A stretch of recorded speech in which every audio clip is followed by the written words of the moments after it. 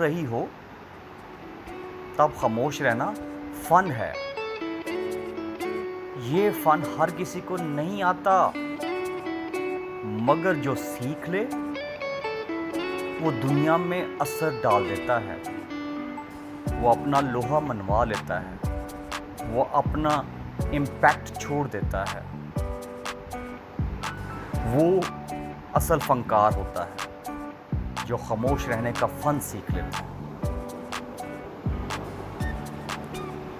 खामोशी मोहब्बत की वो ज़ुबान है जो शिकायत किए बगैर सब कुछ समझा देती है।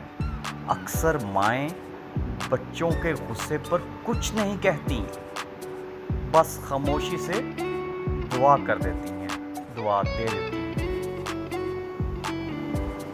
खामोशी वो हथियार है जो बगैर आवाज़ के दुश्मन को बेअसर कर देता है।